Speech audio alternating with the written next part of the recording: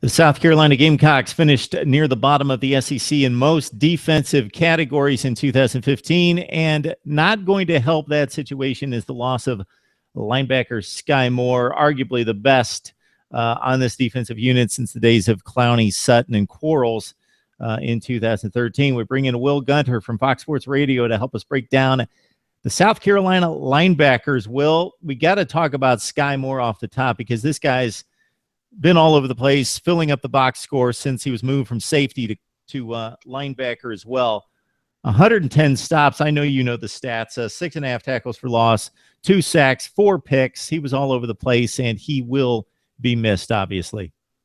He will. You don't take a second-team all SEC player off of your depth chart and get better. With that being said, I'm in the minority in Columbia. I'm in the minority on Twitter.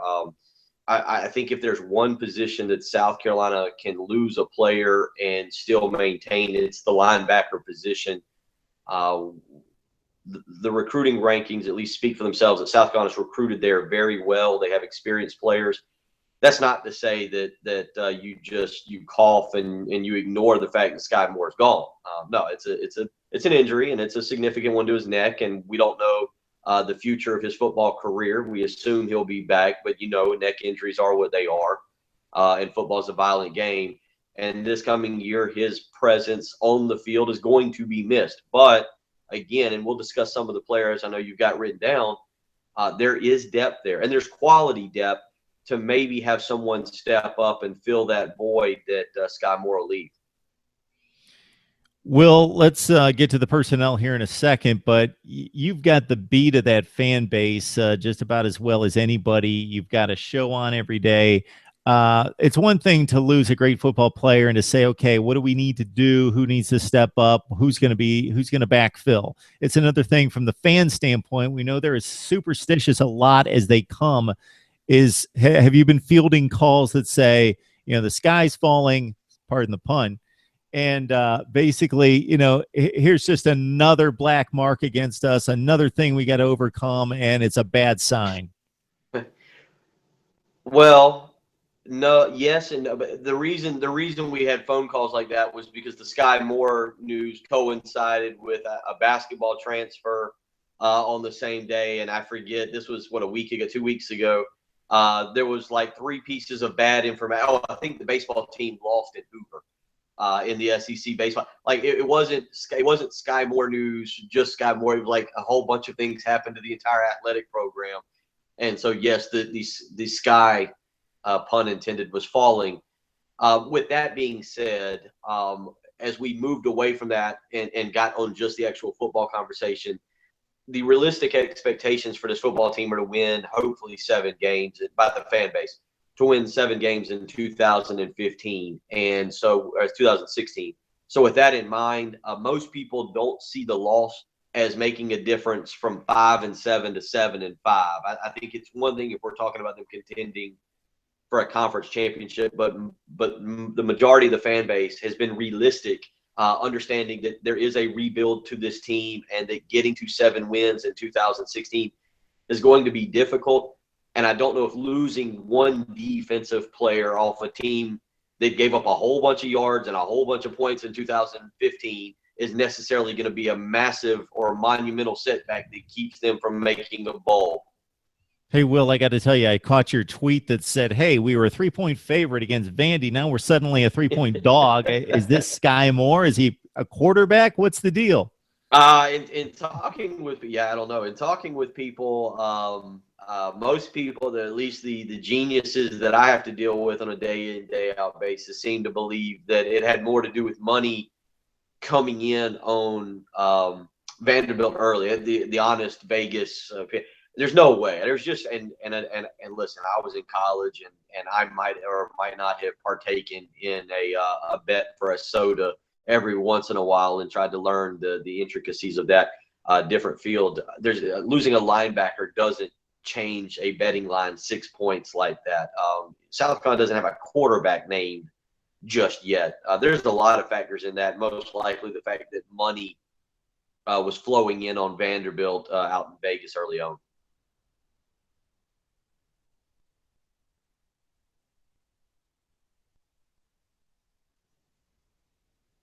Did we freeze?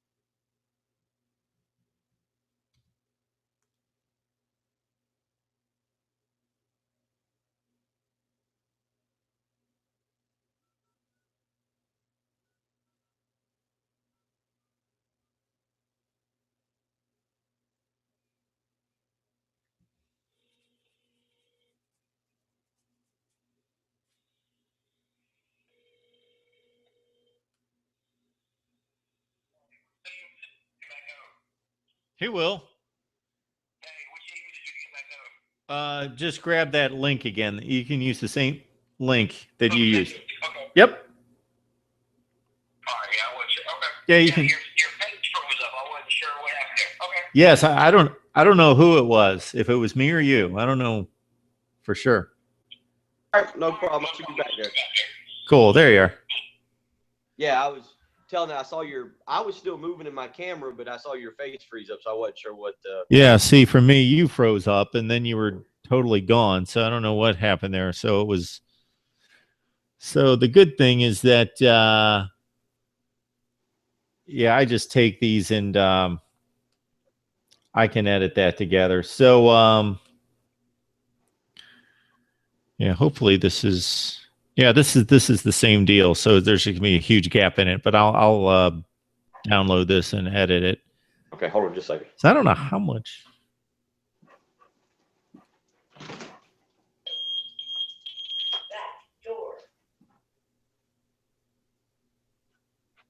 Yeah, you just let me know what you need to do, or.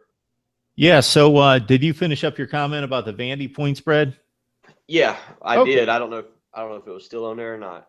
It should be because, yeah, it's still going. It's the same link. So let me just, I'll just pick it up from there and I'll cut all that middle out there. Okay. Let me do some. Hold on just a minute. Come on, Butters. Come on.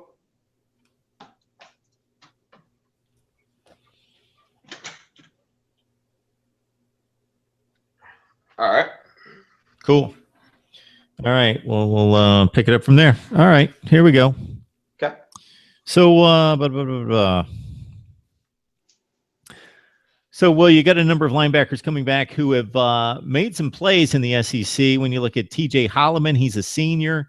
Jonathan Walton, same deal. Jordan Diggs is back. These guys all made 50-plus tackles last year and made some plays. So you've got some experience there. The depth is, I think, personally, I mean, you mentioned those. We'll see what happens with Jordan Diggs. It's going to be what he reports to camp in terms of his weight. He could play safety. He started his career at linebacker and moved to safety last year. But you look at it, you mentioned TJ Holloman, who's back for, I think, his 9th or 10th year. He had an interception in one of the Capital One Bowl games when South Carolina was winning 11 games. So he's been around for a little while and is experienced, has made plays. Jonathan Walton was an MVP of the Independence Bowl win over Miami and had double-digit tackles. He's been around and played a lot. Bryson Allen Williams was a mega recruit coming out of Cedar Grove, Georgia, who's played sparingly in his first 2 years and actually got an opportunity to play last year when Skai Moore was kind of suspended for the Vanderbilt game, and Bryson Allen Williams all of a sudden showed why Alabama and Georgia and all these elite programs wanted him to be a part of their university. That's a very, very talented young man that everybody's kind of waiting to break out. And part of the reason he hasn't broke out is because for whatever reason, John Hoke last year did not substitute linebackers. So Sherrod Pittman was heavily recruited and redshirted last year. He's a redshirt freshman on campus. Lorenz Bryant was a U.S. Army All-American that's a senior and was wanted by everybody out of Charlotte. They have players. I go back, we talked defensive line, you and I, and the players are there. And now with defensive line, I talked about Lance Thompson and a guy with a lot of experience. At linebacker, you're talking about Coleman Hutzler, who coached at Florida with Will Muschamp and then was at Boston College last year. Boston College had one of the top 15 defenses in the country and played very well. So, again, I'm looking at coaching and scheme. Losing Skai Moore doesn't help. It doesn't help anybody. But, again, there are a lot of players there that can step in and maybe fill that role, and the drop-off will not be as significant. Yeah, so when you look at this deal, is it pretty well cemented at this point, Will, who's going to start, and are there position battles left to be waged in August? The main thing that we're hearing is that they want to find the best players for each position. And you're also talking about Will Muschamp and Travaris Robinson, the defensive coordinator, talk about using multiple defensive fronts, which is going to maybe a 4-3, your traditional, but also maybe using a 3-4 setup on occasion with what they call the buck linebacker, the buck end, a guy who can put his hand in the dirt or a guy who can play in space. We talked about Darius English and Bootsy Whitlow with the defensive line. They could, because they're not 270, 280-pound defensive ends, they could conceivably play linebackers. So that's still got to kind of work itself out with guys like Bryson Allen Williams and Lorenz Bryant. TJ Holloman is probably the guy who I think is cemented to take that middle linebacker spot. He's a leader from what I've heard. He's been handling the summer workouts, kind of the summer coaching sessions that they do in the afternoons. He's the guy that I think will start.